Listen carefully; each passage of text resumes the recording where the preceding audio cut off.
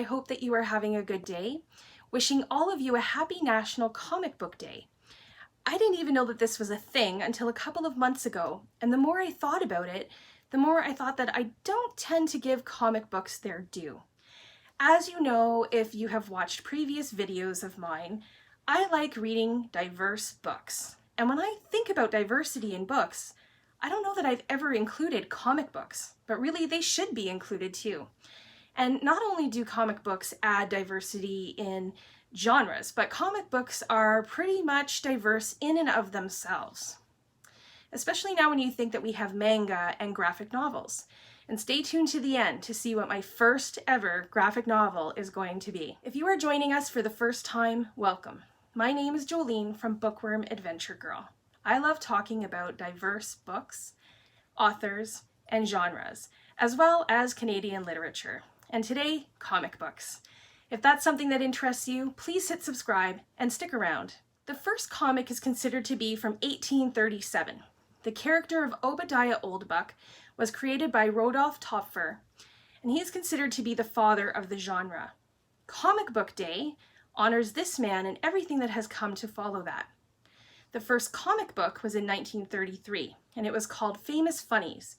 It was produced in the United States from a collection of comic strips that had appeared earlier in newspapers. While the term comic implies that comics are always humorous, we know that isn't the case. Comics have been used as a medium for telling stories of all kinds, and it also makes people think. They are a form of literature, and even though I wasn't around in 1837 or in 1933, when I think of my earliest memories of comics, I think of the family circus. I always looked forward to seeing that black and white circle at the top of the page in the Alaska Highway News, which was my newspaper growing up in northern British Columbia. Even before I could read, those pictures told me a story. And the comic strip was created by cartoonist Bill Keane and based on his family. Each comic had something to do with parents, or the kids, or grandma, or everyone, and it was something all families could relate to. Bill Keane died in 2011, but the family circus continues with Bill's son Jeff Keane writing and illustrating it. Another early memory I have of comics is the Saturday paper, which had a comics section, and it was in color. I loved that.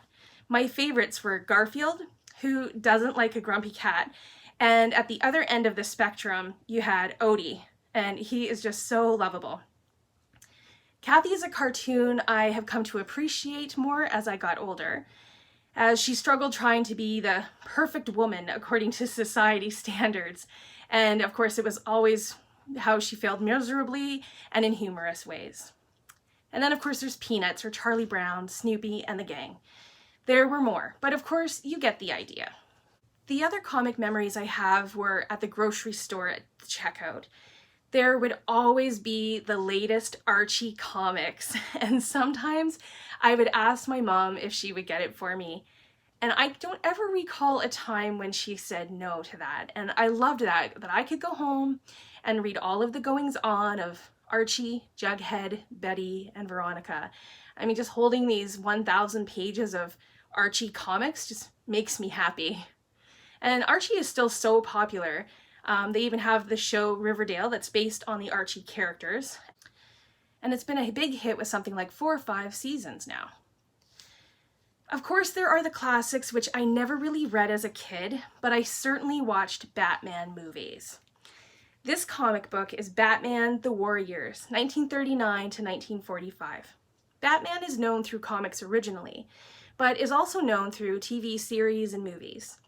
Batman was created in 1939, not too long after World War I, and just as World War II was to start. What the world needed was a hero, and Bruce Wayne and Jerry Robinson delivered. The same is true with Spider-Man comics. There have been comics, TV shows, movies, action figures, but my favorite from when I was a kid was Superman.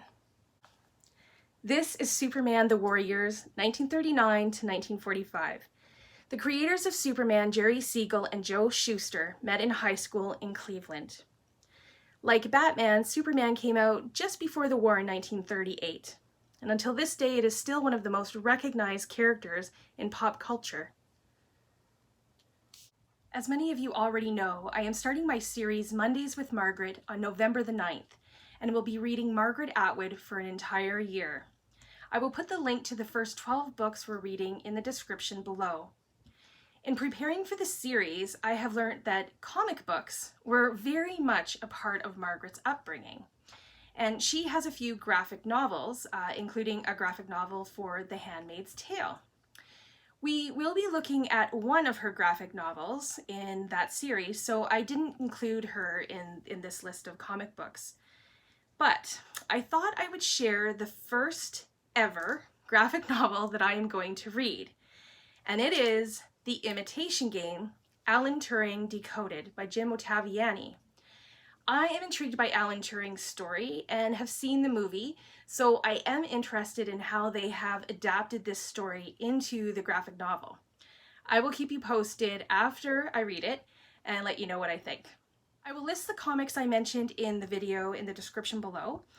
Please let me know in the comments what your favorite comic is, whether or not you still read comic books, or if you have any plans on how you're going to celebrate National Comic Book Day. Thanks again for watching, and don't forget to make every day an adventure.